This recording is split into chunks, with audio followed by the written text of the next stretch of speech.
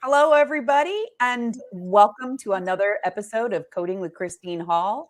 On the first day of spring, I have my good friend Brenda Edwards with us today. Hey, Brenda. Hello. Thanks for joining me today. Yeah. Did you know that today is also National Poultry Day? No, I did not know that, but I've been wanting chicken wings, so maybe that's why. It has to be. It has to be. I know that Lexi's probably going to make me go out and get some of these Publix Mardi Gras wings that she is in love with. Haven't It's heard a of special those. seasoning that they use. They won't tell us what it is. It's proprietary, but it's pretty amazing. We don't have Publix here, so I'm going to have to stick with B-Dubs or, somewhere like that. Well, the next time you're down in South Florida, we're going to go and get some Publix wings. Okay, deal. Yeah. Right on. So I thought I would have Brenda come on with me today and we would chat up about global surgery guidelines. Now, I don't know about you, but I am a nerd. I like guidelines. Guidelines tell me how to do it right. And it takes that guesswork out of it. Yeah. So I kind of dig the guidelines there. And they've changed over the last few years. So let me ask you something. Yeah. On I-10 and CPT both. Now, we both have been doing this a couple of years. Yeah. Way back in the day, I distinctly remember going, oh my gosh, there's instructions in these books that tell us what to do because we were self-taught, right? And I called my friend. I'm like, did you know there's rules in these books? And she's like, no, what are you talking about? So people probably think, oh yeah, stupid. And you're an educator. But seriously, back in the day, we were self-taught. Nobody told us. Now there's guidelines. Yeah. So yeah, I'm kind of with you on the guideline thing. I'm kind of. I got certified in '98. Me too.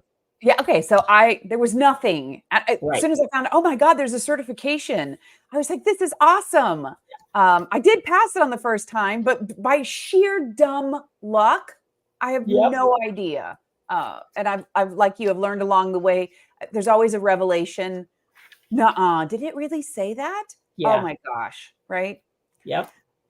So I think one of the things that I think people don't realize is, we have the surgery section in CPT, but it also kind of mirrors the medicine section because you're not always cutting somebody. Sometimes you're doing something therapeutic or maybe you're doing a test or you're measuring something that is in the same specialty but doesn't require cutting. So sometimes we have surgical procedures and we have medicine procedures, but surgical procedures are all of those codes, like the 1000 through 96 or 69990.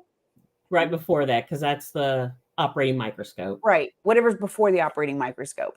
And the global package, it is assigned to every single one of those codes. So sometimes you're going to have multiple surgical procedures that include both of those packages or all of those packages. And sometimes they don't necessarily overlap all of the items. Am I making sense? I don't know. Sometimes I think I ramble. No, but so when you were saying we have the two sections, that was another thing way back in the day that took me forever to understand that. Why do they have cardiovascular procedures in the medicine section? Because they're technically non-invasive because they're not surgically opening you. It took me forever to figure that out. And then once I did, I'm like, oh, well, that makes complete sense. But it still is confusing. Like, why is a heart cath back there? Or why is it not considered surgery? But it is. I would have thought so. Yeah. I sometimes get a little confused about that because when I think medicine section, I think, oh, that's not really going to hurt too bad. And somebody else is going to do it. It's going to hurt too bad. Yeah. Or at least a friend of mine who I spoke with just yesterday on a Monday around the noonish time-ish said when they shove that catheter into the groin, and I was like, oh. Yeah. Yeah. That's what I've heard is the worst healing is the groin. It's not the procedure. It's the access point. I get that. Oh, But luckily, the global package says that the surgeon can't charge us extra for anesthesia, which I'm super happy about because Yeah. I would hate to have to make that choice. Like bite down on the leather strap, or for extra money, we could. No, that wouldn't work for me. Yeah, Give them a big shot of whiskey. That'll absolutely. take care of it. It'll sterilize the knife, and it will also sterilize you. Yeah, exactly. I think sometimes my friends get confused when we talk about the global package and we talk about global periods. And I don't know about you, but I always think like the global packages are things that we're entitled to if we're having a surgery no matter what. And the period of time, well, that's not necessarily associated with the package, but that's a period of time that we're going to continue to um, see the patient, treat the patient after the surgery related to the surgery. Is that Right. right? That's what Yeah. you're getting? That's what I'm getting. Now, do you have any payers that have created their own global days? That's a So good question. I'm in Kansas, right? Mhm. Our Blue Cross Blue Shield of Kansas, and I only know this because I was the surgical patient. I had a bunch of foot surgery and I went in for a post op and they said, okay, well, that'll be your copay. And I'm like, no, I'm in the post op. It's 90 days. No, it's not. I said, yes, it is. You don't know what I do for a living. Which we say a lot. and and then I felt really stupid because she said, Blue Cross Blue Shield is 42 days. I'm like, what? Well, if you think about it, that's bonus for the docs because we can start billing E&M visits at day 43. 43. Absolutely. So, so I thought, wow, I'm just really stupid. Like, how come I didn't know this? And I've been doing this. I had lived here for 20 years. And so I started asking my clients, and it's amazing how many nobody knew. Like, okay, so none of us looked at policy memos to know this. So that's an important also, besides global packages, global days, know your payer rules. Oh, absolutely. So I actually did that this year. I totally nerded out and I looked at I have an Aetna policy this year, and this is my first time with Aetna. I usually go with the Blues, but Aetna had a pretty sweet deal this time around, and I was like, okay, let's do this. And I sat and read it, and there was so much in that policy for me. Yeah. Like the audio onlys, no, they're not covering any audio onlys, and they really Yep. don't care that Medicare does. They don't care what anybody else is Yep. doing. They're not going to cover any audio only services. I thought that's very interesting. And that's part of the policy, like you said, specific to whatever plan that is. And it might Yeah, be different even amongst plans within that payer group there. So, yeah, absolutely. not all periods are created equal. Right. But then also, and it's kind of interesting, you and I are both presenting in a fabulous place in 2 weeks. I'm so excited. I am too. Okay, I'm on the countdown. 10 days to go for me. We're both speaking at the AMBA conference in Honolulu, Hawaii. Yeah. And a lot of our friends are going to be there. I'm so very excited. Yes, it's going to be wonderful.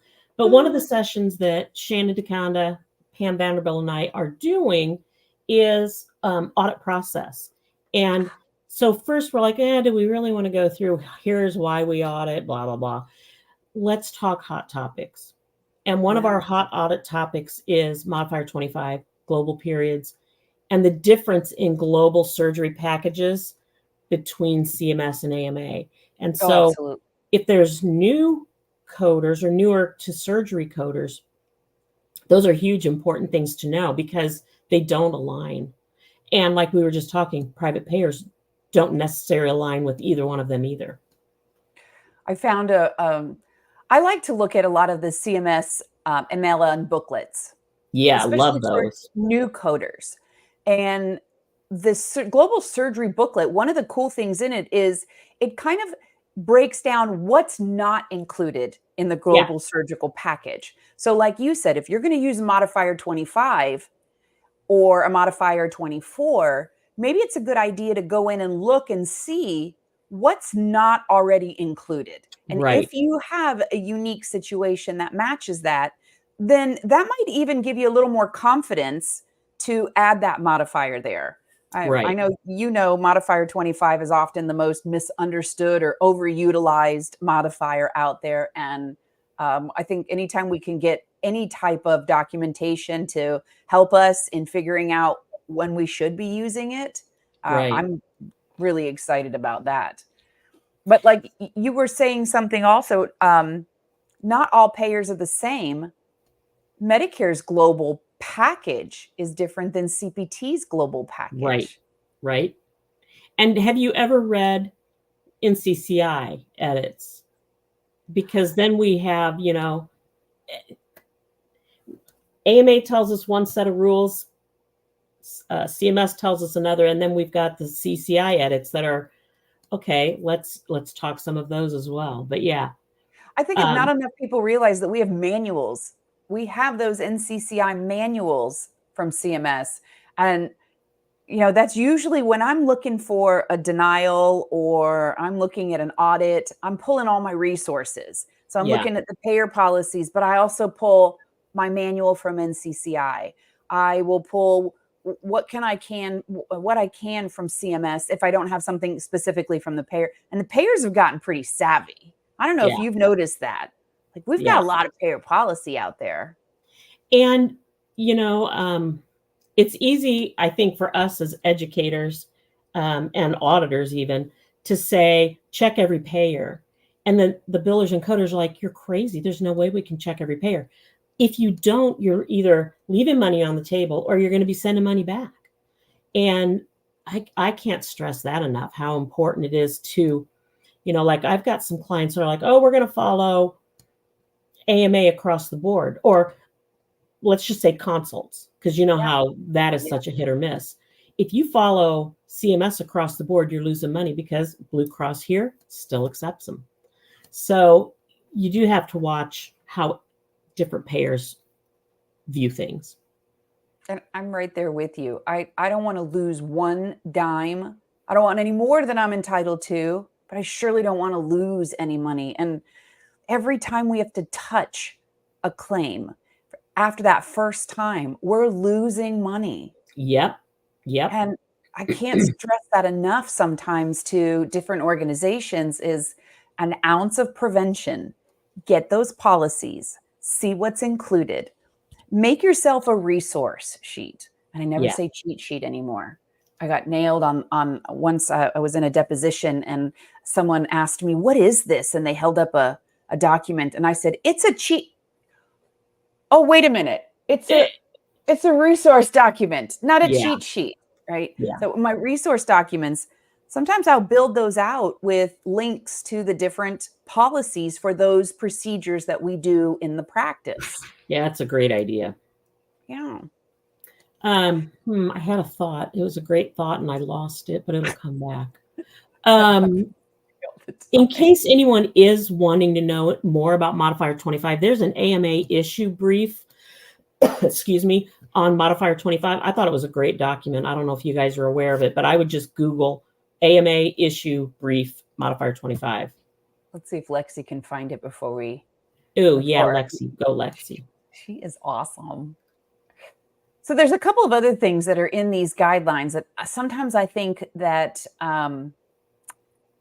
that a lot of people don't remember. And I think that the change came in, I want to say 2018, maybe, that if you have a surgical procedure that includes imaging guidance, that you have a responsibility to document what did you see? What did imaging was it? How did you use it? How was that imaging supported in reimbursement? And I think sometimes we forget that. And I catch people on audits sometimes where it includes that imaging guidance and they just say fluoroscopy used. For what? Right. If you think back 100 years ago when we used to do things in the dark ages, everything was billed separately. There was not bundled, fabulous bundled coding that we have now. And then we had to have a report for each of those. And that's almost, I say with the new E&M guidelines, it's like we're going backwards a step, which I love because we're not depending on EHR clicks. We're depending on documentation. And that's the old school way of component for surgeries is the same way to me. whatever we had to have, all of those different documents, now we need it in one place. Absolutely. Absolutely. I think that that's what we have to remember is that we're getting reimbursed for a service. We want to make sure that we can prove what we did. And Yep. sorry, docs, there are no doctors who graduate from med school, get their fellowship in a specialty, and then say, I'm going to go process claims for an insurance company. Your peers are not processing claims. They're not Yeah. paying you. You've got to conform to what that payer needs to prove that all of those components were done. That's really what it boils down It to. does. And I attended a WPS, which is our MAC carrier, meeting last week. And their medical director says proof of thought, which I really like. I usually say think and ink, same kind of process. But proof of thought, if it's not in your documentation, there's no proof it was done. So whether Correct. it's that imaging report, or I'm looking at a note right now, somebody sent me about an incidental appendectomy versus an appendectomy for other than the major reason of the surgery. So that's my thing, is like, where's the proof of thought? Where does it say, why am I taking this appendix out? If it's just, oh, we're right here, let's just yank it out. That's not billable. Where, ooh, this looks like a hot appendix. While we're in here, I'm going to get it out of here. Two different scenarios. So Absolutely. yeah, proof of thought for any procedure. I mean, that one's kind of an easy, not easy, but a more obvious one. But another one that, and if I'm not talking about the right thing, you need to tell me. But No, we're right on point, Brenda. Okay. Absolutely. Another hot topic we've been dealing with up here is 10X procedures. What's a 10X procedure for those who don't know? 10X is it's not quite an incisional surgery, but it is a small opening, and then the 10X is an electrical needle that goes in and breaks up tissue. So these vendor companies tell providers, oh, you can get billed on this, and these are the codes you need to use. And so I've got this wonderful orthopedic guy who keeps saying, but they told me I could do this. And I said, let me look at your policy. And it's from like 2011. And I said, do you know there's a newer policy out by that same company? Why didn't they give it to you? That tells you there are going to be a lot of cases that these are unlisted procedures and insurance companies don't recognize it. Yes. So just because there's a code or a close proximity code, which is what a vendor told this poor provider, you do whatever's your closest. No, you don't. So I asked. The vendors don't guarantee payment, nor do they guarantee that you're going to do it right, nor do they guarantee you won't have to pay it back. There's absolutely zero guarantee from these vendors. And if you read that fine print, that's exactly what they're telling you. And that's what I asked the provider. Are they going to take all of the, are they going to pay all the takebacks you're going to get? You know, Sharon Oliver, good friend of ours. Yeah, I love Sharon. Sharon is awesome. She always says, you might get paid, but I'm going to help you keep the money you're getting paid if you listen to me. And that really is true, because, I hear it a lot. Well, we haven't gotten audited on that. It's because it hasn't been brought to light yet, but it will. And when it does, you're going to pay back. Well, they paid us for it. And I'm sure if it was wrong, they wouldn't have paid us for it. Yeah. Really? Wrong. Would you use that same thought process if you opened up your bank account and there was an extra 10 grand? Right. Well, somebody gave it to me, so I should It must be mine. Right. Yeah. We would never dream of that. But why would a provider think that just because they paid you that was okay? I'm really on this thing about how we communicate with the payers. I know we're getting a little bit off topic, but that's okay. This is good stuff. We communicate through claims, and the claims are simply codes. So how would a payer know if you're submitting a diagnosis code that they're going, yeah, I could see that being a diagnosis code that you would want to treat with this type of procedure, and you're submitting the procedure code? Why would a payer question whether or not you actually did that, or that there's documentation to support that? the only time that a payer starts to ask questions is when things don't look right, when things start to be, when you become an outlier usually, or Mhm. when someone else has screwed it up for us, and CMS, or whoever the auditor is coming back and saying, well, everybody else screwed this up, so we're going to come and look at you too. Otherwise, though, in a perfect world, why would a payer question you? You're telling Exactly. them what you've done. So it's important that at least we know how to, what we should see in documentation, what is included, what we need to prove to that payer if we needed to. One And way. sometimes, Oh, go ahead. go ahead. Oh no, Oh, I sorry, was go just ahead. gonna sometimes, how we communicate with the providers to document is equally as important as communicating with the payers. And Mhm. I know you and I bonded first off over risk adjustment a long time ago. Absolutely. And the Love thing it. with risk adjustment, oh my gosh, I lost my train of thought. Um, oh man, I totally just lost it. Okay, we may have to come back to that. What was I going to say? Well, we were Mhm. talking about was submitting the claim with the codes, and that's all that the payer ever sees is what. So we need to make sure that we've communicated with the providers that documentation component. And so the payers and the providers are really on the same page because, Mhm. like in risk adjustment, you both have to have the documentation to support it. So, yeah, I always go back to that too. There's a lot of good information in risk adjustment that just carries across to good documentation across the board. So we not only have to know how to communicate with those payers, and it's not us and them, like we've Mhm. talked in the past, but again, communicating with the providers on tell us the story, give us the details. But that's what that means. But we're not clinical and we Right. can't make assumptions. If you show them the lay terms, which, whether whatever software product you use, or if you use a paper book that says this is what the provider's doing, show that to your provider. And if the payers are arguing it, show it to the payer if that's what the provider truly did. I had a friend of ours call this morning and ask me a question. Christine, I have a documentation in front of me, and it says the patient is Jehovah's Witness. How do I code that? And I said, how would you code it if it said the patient is Catholic or Jewish or Right. Baptist? You need to go back to the provider and have the provider add one more sentence. What does that mean? Does Yes. it mean the patient will refuse XYZ treatment? Then we have something to code. Right. But Because, remember, we're yeah, just the coders. We know enough to be dangerous. We know enough that my exactly. mom calls me all the time and says, "Oh my gosh, I have hyperlipidemia. Yeah. I'm gonna have to update the will. Mom, Yeah. you're fine. You're fine. We know enough, right? But we're not clinical people. We can't assume that responsibility. We can't read the doctor's mind, nor is the payer going to pay somebody based on your mind reading skills. It's Eg- got to be there in Yep. documentation. Proof of thought. I do like that term.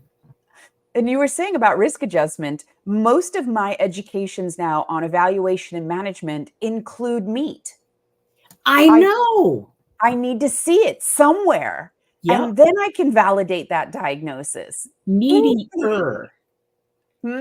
Add meat and then add meatier. So Meteor. um is it relevant? Is it oh my gosh, meaty? Is it impactful? And is it relevant? And if you add Yes. that to it, that was another physician that shared that. And I thought that's really good. Because I get a lot of physicians that they will order just the array of blood work. Hmm. What did the patient come in for? A splinter. Why? What is that blood work going to tell you about this splinter in the patient's finger? I mean, maybe it's infected. I don't know. I haven't seen that yet. Maybe I don't know, but is it relevant? Or having your podiatrist look at your brain MRI. Like, Yeah. I'm not going to give him credit for that unless you tell me that there's some strange, like, brain foot disease that I don't know and could be. I'm not clinical. Exactly. Yeah, but if we go back, the guidelines they're there to help us out, Right. coders specifically, and to give us some tools to go back to the provider. And here's why we need to make sure that this is documented, or we need to make sure that you're not getting paid for double. I like to tell people sometimes if you're having I'll pick on my dermatologist. If you're having a lesion removed and it's a pretty decent one and they've got to close it, I don't know any dermatologist that's going to give you some lidocaine, take the lesion off, send you in the waiting room until the Novocaine or lidocaine wears off, and then bring you back in, numb you again, and then close it up. Right. I've never heard of that happening. So you're not really doing 2 lidocaines. You're doing 1 lidocaine.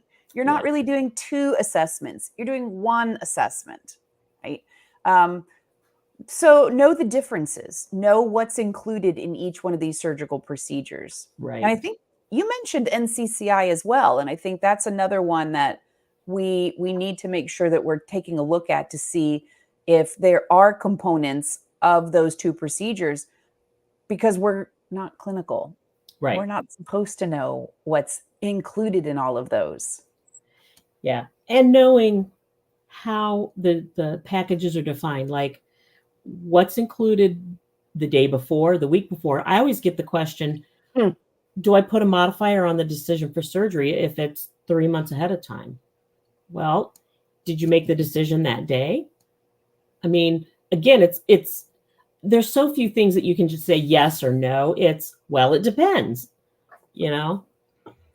I had that personally happen the other day, and it took everything I could to bite my tongue. I had shoulder surgery in the beginning of February, but I had gone to the doctor in January, walked in the door.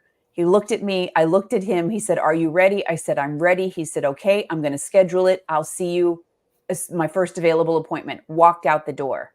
And then I get a call a couple of days before surgery. Doc needs to see you for a pre-op clearance.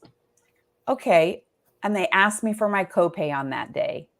And the young man at the desk explained to me that they use a modifier 57 so that they can get paid for that visit. And I said, what about the previous visit? Did you go, la, la, la, la, la? I was like, and the poor young man at the front desk, he was just checkout. He was only saying what he would have been told to say. Right. But then I had to go back after surgery and I talked to my provider and I said, look, I got 2 visits for the same thing pretty much. And I got charged twice. And I think that, we need to look at it. He was, the surgeon himself was like, oh my gosh, you're right, Christine. I'm totally sorry. We're going to go in. We'll send a corrected claim that you shouldn't have gotten charged for that second visit there. That first visit should have been the 57 visit. He said, you didn't even touch me that day. You looked me straight in the face and said, are you ready? I said, I'm ready. Let's do it. Right. That was the decision for surgery day. And so it happens. It happens all over the place. But sure.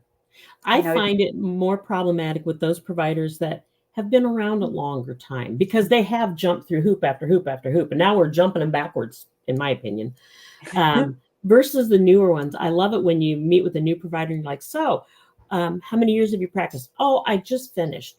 Excellent. Because you got a blank slate to work with. No bad habits or right. And a lot of they look at it as a business, which is difficult because, especially in rural America, providers are very worried about how their patients are going to accept being charged or like a facility fee, that they're not used to seeing. And those providers worry more about their patients than they worry about their business. And so that's something else we need our providers to remember. Like these global packages, they're in place so you get reimbursed for everything you should, but you're not getting things you shouldn't. Well, I think one last thing I want to leave folks with is to remind them that every so often, Medicare goes in and revalues some of these surgical procedures. Yeah. And sometimes they lose their 90-day global or they're reassigned a global. Or remember what happened with hernias a couple of years ago? I was just going to say hernias. No global. But that's actually good. It made things so much easier, honestly. Have mean, you now heard the rumor that providers, all of them are all surgeries they want to make that way? I've heard that. I don't know if it's going to happen. It will take an act of Congress. Yep. But I know that for hernias, it made things so much easier because now providers could just be very organic. When do I need to clinically see you again after this surgery? If Right. you're having any complications, problems, come back in, not a problem. We're not worried about global periods. We're not worried about modifiers. It's very straightforward. But Right. the reimbursement also decreased Right. for those hernia operations. And I think, that's because, if people aren't aware, that global package pays you for all of your post-op. It's not just the surgery. And I think that's important when we're looking at RVUs. What do there's a whole nother topic right there. What do RVUs mean and how do they break down? well, that's my topic in Hawaii. It's the anatomy of the CPT code. There you go. I think people don't realize all of the analysis that has already gone into a CPT code Yeah. that affects the payment of that CPT code. So I'm going to break that down and get real nerdy out there. And I'm so excited about it. Oh, they'll love it. They will love it. Absolutely.